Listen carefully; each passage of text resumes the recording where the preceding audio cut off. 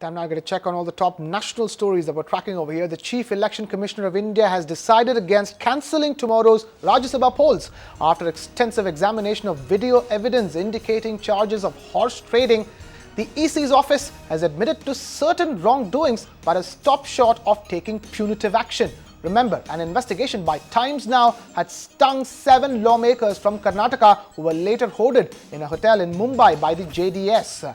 EC's status quo marks a missed opportunity to reform the otherwise plagued electoral machinery, something that the Prime Minister has alluded to in the past. I will not say that they have compromised the rules and regulations of the Election Commission, but definitely I will say that there is a deficit of stringent rules to be made by the government, by the parliament. That is why every time I say that the government of India, the parliament has made the election commission a teethless body. Election commission, one side they are telling there is no prima facie.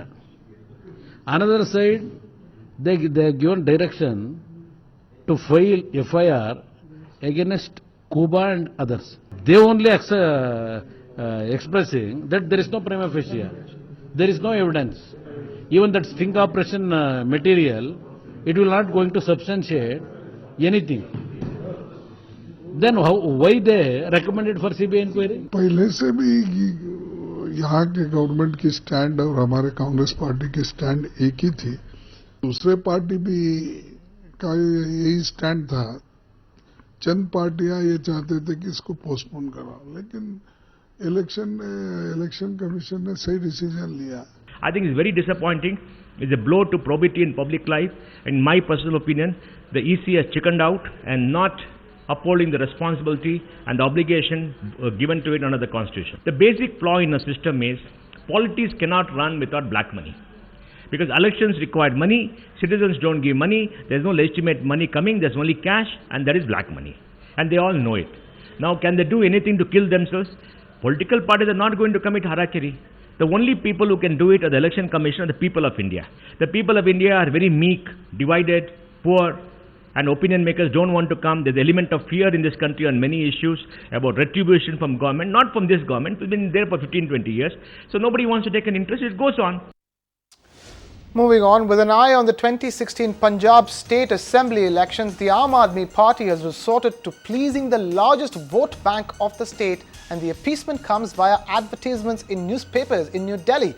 The latest ad in question assures jobs to Punjabi teachers in Punjab's government schools and talks about pay hikes to the teachers as well. The promised swaps have drawn heavy criticism from forces in the opposition.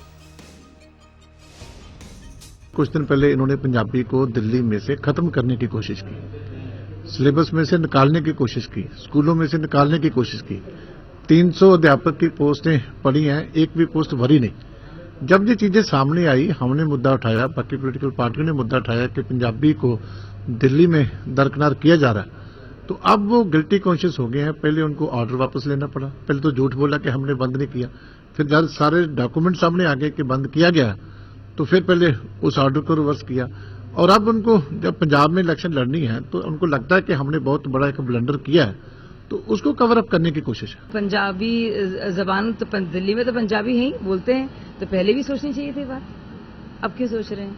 तो और खैर ये उनकी वो है. मुझे तो इस तरह से इश्तिहारात देने पर, ये तो खैर टीचर्स की नियुक्ति की बात है, उससे बढ़कर अपना गुणगान करना और हमेशा हमेशा तीरंदाजी करना, मीक मेन निकालना, सबको अपना दुश्मन बताना, मुझे इससे बहुत बड़ी आपत्ति है. केजरीवाल जी कोई राजनीतिज्ञ होते तो मैं उनके क्रियाकलापों पे कोई जवाब देता. मैं बार बार पहले दिन से कह रहा हूं कि वो दुर्घटनावश मुख्यमंत्री बन गए और अब दिल्ली की जनता समझ रही है. ऐसे विज्ञापनों से अगर कोई नेता बन जाए और पंजाब के चुनाव जीत जाए तो गलतफहमी का शिकार वो हो सकते हैं, हम और जनता नहीं हो सकते. देखिए जनाब, अब ये हरियाणा के सीएम के यहाँ पे दिल्ली के अंदर लगे हुए हैं सारे वो कि हरियाणा आगे बढ़ रहा है, तमिलनाडु वालों के लग रहे हैं.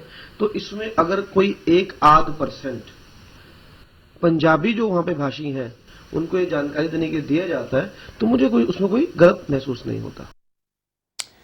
And the fight over the censorship of Udta Punjab rages on. The Central Board of Film Certification has asked for 13 cuts in the film, including references to Punjab, expletives and drug scenes, among other things. A final verdict from the Bombay High Court is expected today, and the court has ruled that the Central CBFC can only certify films and cannot censor them. So what exactly were the court's observations? We have Times Now's Kajal Iyer with the answer.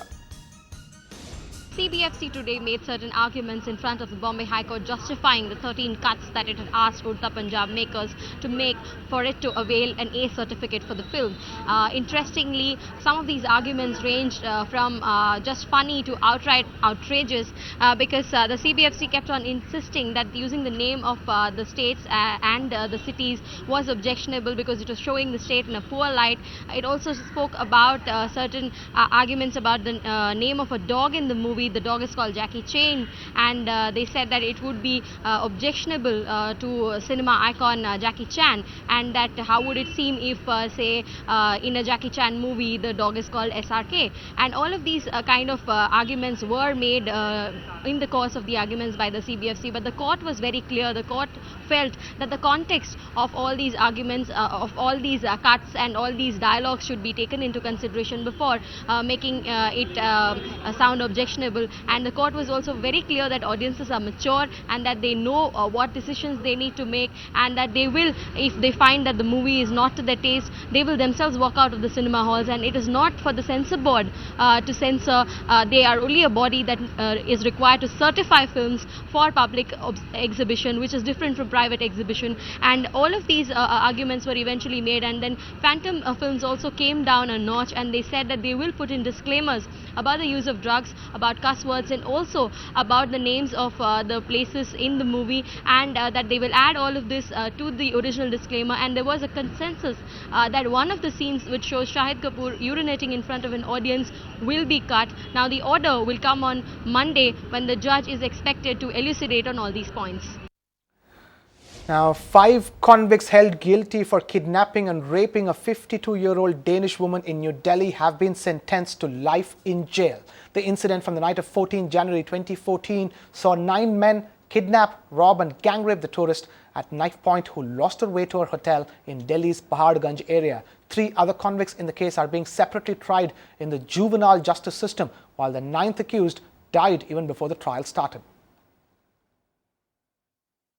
Find us on Facebook at facebook.com/ETNow, and don't forget to click the like button. You can also follow us on Twitter at ETNowLive. To stay updated with all our programming, hit the subscribe button on our YouTube channel by logging on to youtube.com/user/ETNow.